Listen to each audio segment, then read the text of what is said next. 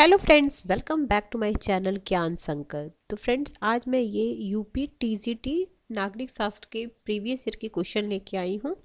जो आगामी आप एग्ज़ाम देने वाले हो यूपी टीजीटी पीजीटी, उसमें काफ़ी आपको हेल्प करने वाला है। इसके अलावा किसी भी अदर स्टेट का देने वाले हो आप, एसएसटी या पीजीटी, तो उसमें भी आपको हेल्प करेगा। तो ये 2003 का क्वेश्चन है। तो और इसमें विश्लेषण जहाँ पे आवश्यकता होगी वहाँ मैं विश्लेषण भी करूँगी। तो स्टार्ट करते हैं आज का क्लास। अगर आप चैनल पे पहली बार आए हैं तो प्लीज़ चैनल को सब्सक्राइब कर लेना, बेल आइकन को प्रेस करना, ताकि जब भी मैं वीडियो डालूं तो आपको नोटिफिकेशन मिल जाए। तो स्टार्ट करते हैं आज का क्लास। आज के क्लास का फर्स्ट क्वेश्चन है, राजनीतिक विज्ञान के अंतर्गत राज्य और सरकार का अध्ययन किया जाता है। राजनीतिक विज्ञान की यह परिभाषा किसने किया था? तो गिलक्राइस्ट ने किया था। राज्य और सरकार के अध्ययन के बारे में जो बोले थे वो गिलक्राइस्ट बोले थे।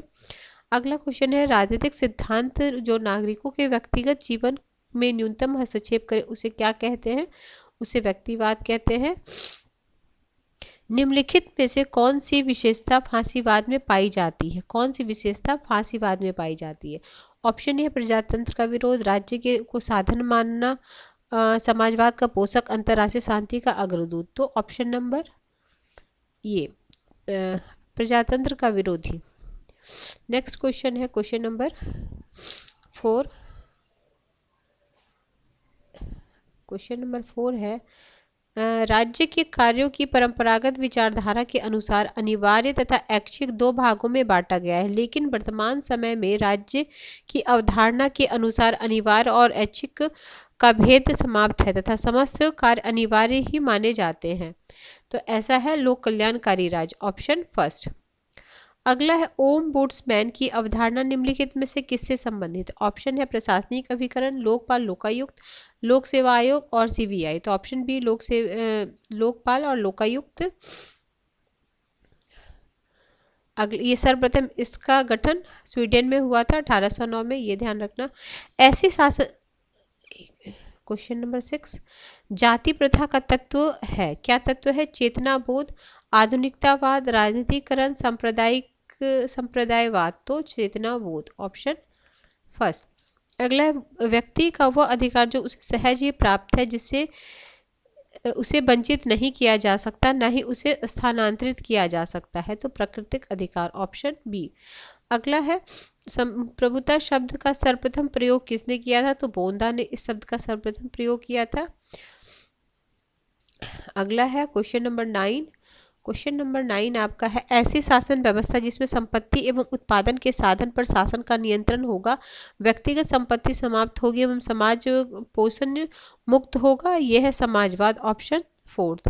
अगला है, रूसों का सामान्य इच्छा का तात्पर्य किस भाव से है? तो रूसों के वह जो समस्त समुदायों के हितों में हो, वह जो समस्त समुदाय के हितों में हो।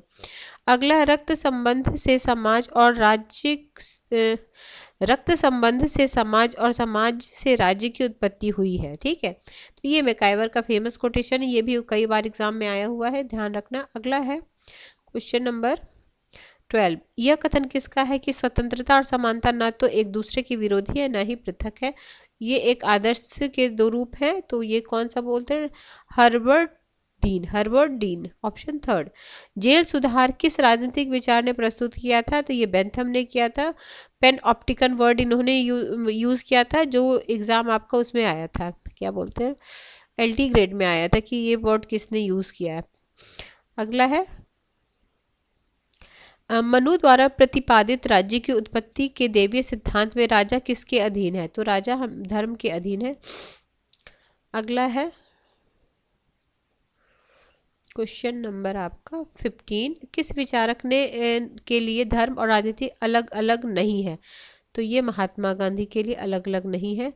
अगला है, स्वतंत्रता और समानता एक दूसरे के पूरक है, ये किसका कथन है? ये कथन है रूसो का। और कौन कौन स्वतंत्रता समानता एक दूसरे के पूरक है, कौन कौन बोलते हैं? देखो, Harrington, Maitland, Godwin, Rousseau, Barker, Laski आदि विद्वान ने माना है कि स्वतंत्रता और समानता एक दूसरे के पूरक है, विरोधी नहीं है। इसके अनुसार स्वतंत्रता से तात्पर्य व्यक्तिगत अपने व्यक्तित्व के विकास हेतु अधिकतम सुविधाएं प्राप्त हो, तथा समानता के अर्थ उन परिस्थितियों से जिसमें सभी व्यक्तियों के व्यक्तित्व विकास हेतु समान अवसर प्राप्त हो। अगला क्वेश्चन नंबर 17, किस भारतीय आधुनिक चिंतक को आधुनिक मनु के नाम से भी जाना जाता है? तो भीमराव अंबेडकर। अगला है, लॉक ने कितनी पुस्तकें लिखी है? तो लॉक ने 35 पुस्तकें लिखी है। लॉक ने अपने जीवन में कुल 35 पुस्तकों की रचना की है, जिसका प्रसिद्ध ग्रंथ है शासन पर दो निबंध, टू ट्रीटिज ऑफ गवर्नमेंट। ये है, इंग्लिश में आप ध्यान रखना, 1690 में। ठीक है। हॉब्स की किस पुस्तक ने इसे अमर बना दिया? तो ये लेवियाथन। ठीक है। सरकार के प्रकार, कौन सा क्वेश्चन 19? क्वेश्चन नंबर 20, राज्य के आवश्यक तत्व। तो बहुत इजी क्वेश्चन, 4 तत्व है। कौन कौन से हैं? देखो, राज्य के 4 आवश्यक तत्व हैं, जनसंख्या, भूमि और सरकार या शासन, और चौथा है संप्रभुता। अगला है क्वेश्चन नंबर 21, संघात्मक संविधान का लक्षण क्या है? तो केंद्र एवं राज्य की दोहरी सरकारें। संविधान के उद्देशिका में समाजवादी एवं पंथ निरपेक्ष किस वर्ष संशोधन द्वारा जुड़ा गया? तो ये 42वें संवैधानिक संशोधन 1976। मूल अधिकार से संबंधित क्वेश्चन आ जाता है। भारतीय संविधान में नीति निर्देशक तत्व किसके लिए है? तो ये सरकार के लिए है नीति निर्देशक तत्व। अगला है,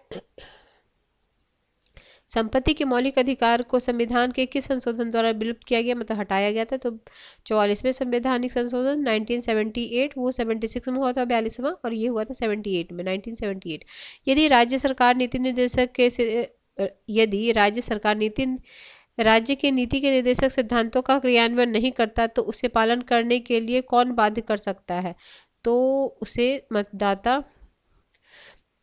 इन तत्वों में से कौन सा तत्व मौलिक अधिकार के अंतर्गत आता है जो राज्य के नीति निर्देशक तत्वों के अंतर्गत नहीं आता? तो ये है, सरकारी नौकरी में योग्यता के आधार पर समान अवसर।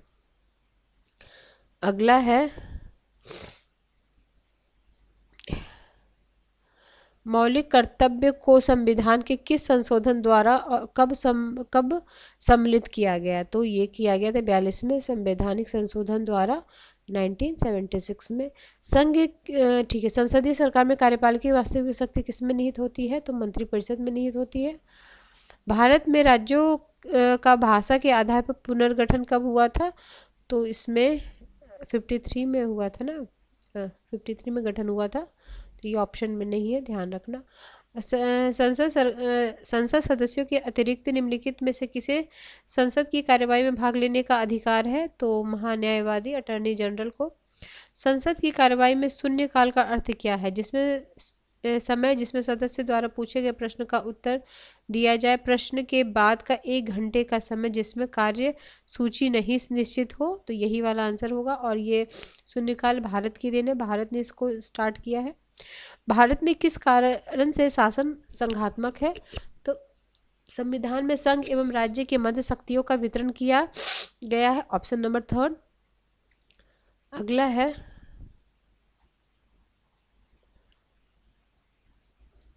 राज्यों की शासन व्यवस्था। राज्य सूची के किसी विषय को राष्ट्रीय हित का विषय घोषित करने का अधिकार किसे है?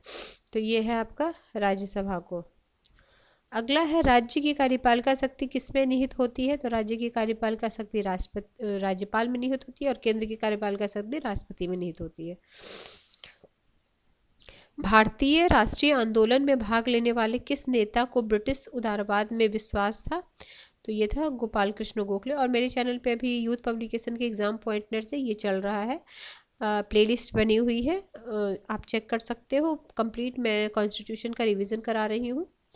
अगला है, जो आपको काफ़ी हेल्प करेगा आपके एग्ज़ाम में, आगे कोई भी एग्ज़ाम आप दे रहे हो उसमें इंडियन कॉन्स्टिट्यूशन का कंप्लीट रिवीजन हो जाएगा। महज ही 10 से 15 मिनट की, मतलब 10 से 15 मैक्सिमम 20 मिनट की वीडियो होती है हर दिन। हर दिन तो नहीं डाल पाती हूँ मैं उस वीडियो को, 1 से 2 दिन के बीच डालती हूँ। तो उसमें आप काफ़ी सारे पार्ट्स ऑलरेडी हो रखे हैं, तो आप उसको कंटिन्यू मतलब कर सकते हो, उसे फॉलो कर सकते हो, तो आपका बहुत आसानी से इंडियन कॉन्स्टिट्यूशन का रिवीजन हो जाएगा। गांधी जी के राष्ट्रीय आंदोलन में सबसे बड़ी देन क्या है? तो सबसे बड़ी देन है साध्य साधन की पवित्रता। अगला है भारत में क्षेत्रवाद के उदय का मुख्य कारण क्या है? तो भाषा के आधार पर राज्यों का पुनर्गठन का निर्माण।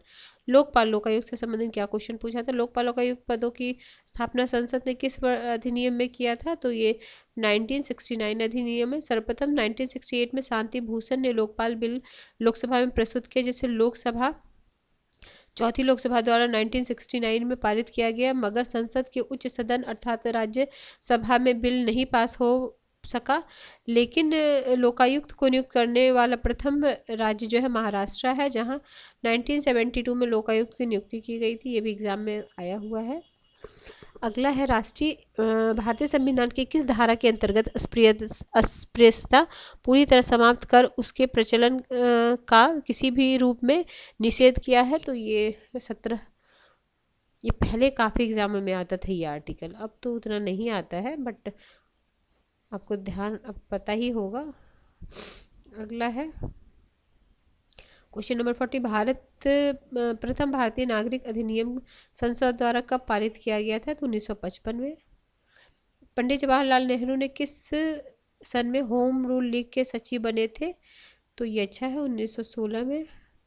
देखो, सितंबर 1916 में एनी बेसेंट ने होम रूल लीग की स्थापना की तथा तमाम कांग्रेसी नेता सम्मिलित हुए। जून 1917 में एनी बेसेंट ने मद्रास सरकार को ठीक है, चलो।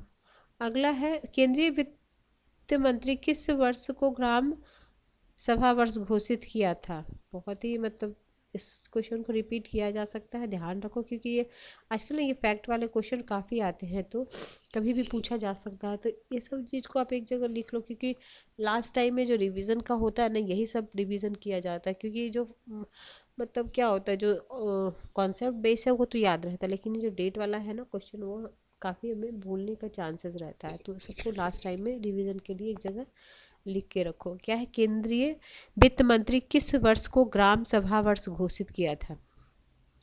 1998 को। संयुक्त राष्ट्र संघ के कुल कितने अंग हैं? तो ये 6 अंग हैं। कौन कौन से हैं? महासभा है, सुरक्षा परिषद है, न्यास परिषद है, सचिवालय है, अंतर्राष्ट्रीय न्यायालय है, सामाजिक एवं आर्थिक परिषद है। ठीक है, जिसमें इतने ही 43 क्वेश्चन था। अच्छा ठीक है, नहीं और होना चाहिए।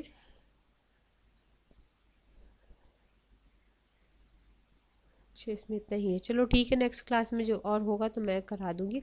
तो ठीक है फ्रेंड्स, किसी वजह से चैनल हेल्प कर रहा है तो प्लीज़ चैनल को जरूर सब्सक्राइब कर लें, बेल आइकन को प्रेस कर लें जब भी आप सब्सक्राइब करें, ताकि जब भी मैं वीडियो डालूँ तो आपको नोटिफिकेशन मिल जाए। तो मिलते हैं हम नेक्स्ट वीडियो में। Till then bye bye.